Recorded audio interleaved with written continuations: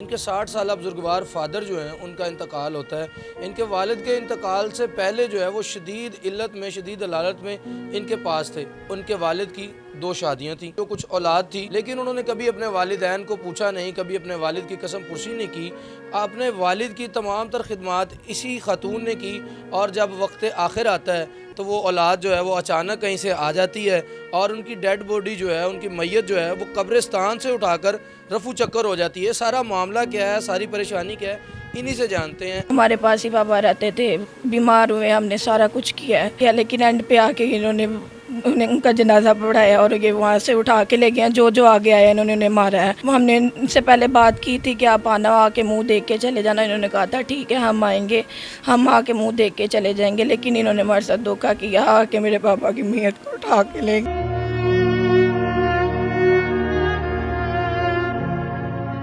किसी को नहीं पता। हम पुलिस के पास भी गए, हमारा पुलिस ने कोई इंसाफ नहीं किया, कोई बात नहीं सी। वो कहने लगे नहीं उनका था, वो ले गए थे, आप क्या करोगे, ये करोगे। पता उसने पैसे खा लिए। पहले उनका बाप वो यही कहते थे हमारा बाप मर गया, जब हमारा था तो फिर हमारा क्यों लेके कर दिया था। और न्यूज़ पे भी उनका इश्तिहार दे दिया था कि मैंने बेदखल कर रहा हूँ। पायनियर वर्ल्ड न्यूज़ की यूट्यूब पर वीडियो देखने वाले चैनल को सब्सक्राइब और फेसबुक पर वीडियो देखने वाले पेज को लाइक कर दें। अस्सलाम वालेकुम। वालेकुम अस्सलाम। मुझे ये बताएं सबसे पहले कि कितने बहन भाई हैं आप सब?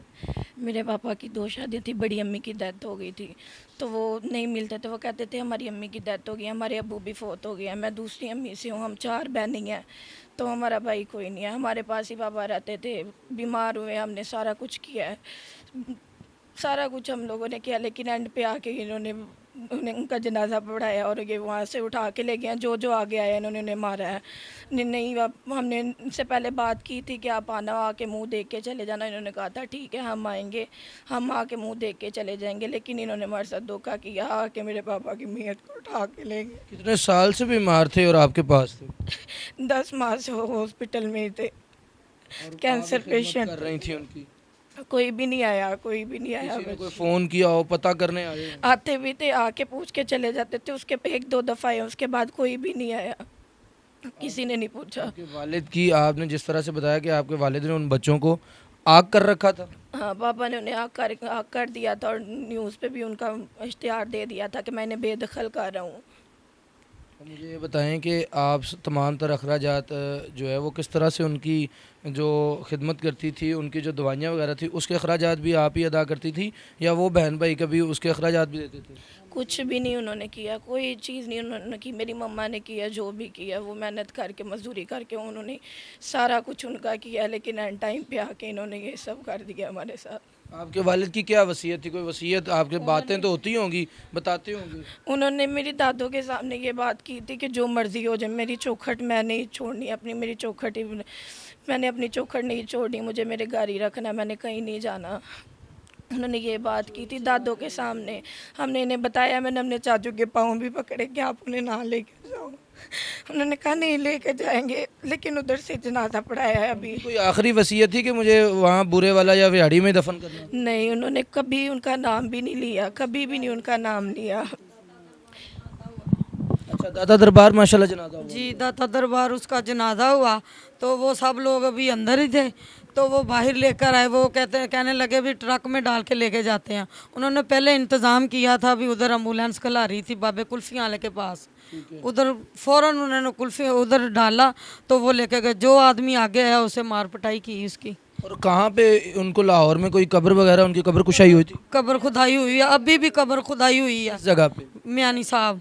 अच्छा, मियानी साहब में? मियानी साहब में तो कब्रों के जो वो पैसे वगैरह भी लेते हो? बहुत ज़्यादा इंतज़ाम किया था हमने, सारा कुछ किया, हमारी बहन मेहनतें करती थी, सारा कुछ। अब उनका दामाद ने सारा रात का इंतज़ाम किया, तो अब एंड वक्त पे आके वो लेके भाग गए, किसी को नहीं पता। हम पुलिस के पास भी गए, हमारा पुलिस ने कोई इंसाफ नहीं किया, कोई बात नहीं सी। वो कहने लगे नहीं उनका था, वो ले गए थे, आप क्या करोगे, ये करोगे। पता उसने पैसे खा लिए पुलिस ने। मैं बहुत ज़्यादा बोल के आई हूँ कि आपने रिश्वत खा ली, आपने सारा कुछ किया, क्यों ऐसा हुआ, हमारे साथ इंसाफ करो, किस लिए आप बैठे हो।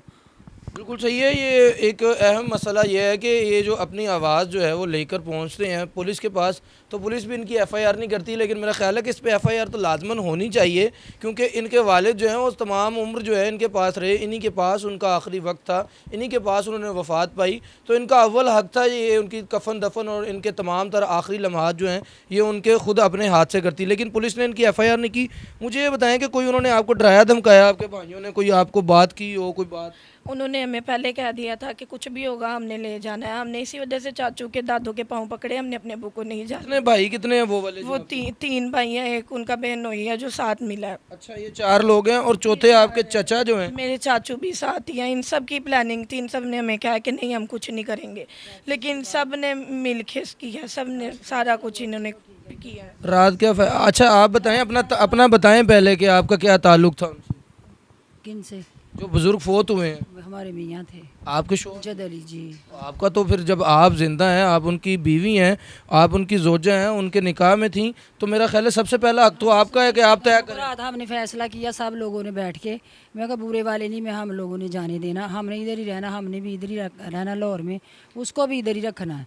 वो हमारे साथ ना, मेरे मियाँ के साथ ना उसकी बहनें भी नहीं बोलती थी, मम्मा भी नहीं बोलती, कोई भी नहीं थी बोलता। मैं क्या हमने नहीं उधर जाने देना, इधर आ जाए तो मैं कुछ भी नहीं किसी को। अच्छा, वो बच्चे जो हैं उनके आपके पास आए रात जब उनका इंतकाल हुआ? हाँ जी, रिश्तेदारों ने कहा तो मैं कहा कोई मसला नहीं, मैं क्या आ जाए।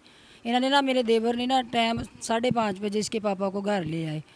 हाँ जी, इन्होंने मैं कहा टाइम तुसी ना सुबह 8 बजे का रख दो, जनाजे का टाइम से फारग हो जाए। इन्हें टाइम सुबह 10 बजे का रख दिता। 14 घंटे बने जो असी लैके गए, कौन रखता है 14? 14 घंटे तो इस गर्मी के आलम में तो कोई भी। उन्हें दफनाया नहीं गया, अभी तक नहीं उन्होंने दफनाया। उन्हें यहाँ से बुरे वाला लेके गए हैं, उधर जाके इन्होंने इंतज़ाम किया, अभी तक उन्हें दफन नहीं। आपका राब्ता हुआ है बुरे वाला में किसी से?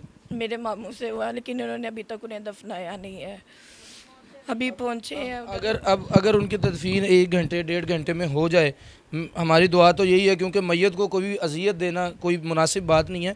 अगर उनकी तदफीन वहीं पे हो जाती है तो फिर आपका क्या मुतालबा है, क्या अगला लाए अमल होना चाहिए? ये जो सब ने हमारे साथ किया, हमें इंसाफ चाहिए, उन्हें सज़ा मिलनी चाहिए।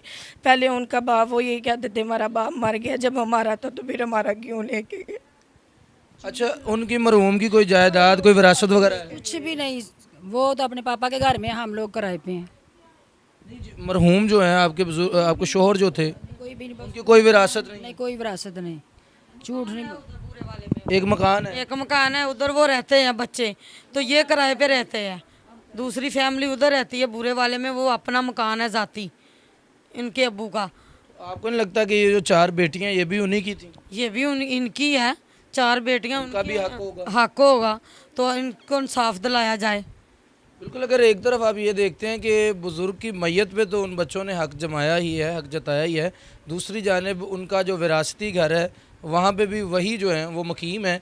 हमारा मुतालबा ना सिर्फ ये है कि उनका ये जो तमाम तर, मैंने कभी भी ये नहीं चाहा कि हम जो हैं किसी के घरेलू मामलात में मुदाखलत करें, लेकिन जब इनकी तरफ से हमें बुलाया गया, हमें आवाज़ बनने को कहा गया, तो हम लाजमन पहुँचते हैं, किसी की भी आवाज़ बनते हैं। और हमारा यही मुतालबा है हुकूमत वक्त से कि इनकी दादरसी की जाए, इनकी बात सुनी जाए और इनका जो विरासती हक़ है वो भी इन तक पहुँचाया जाए। इजाज़त दीजिए कैमरामैन वसीम के साथ शारे गली को।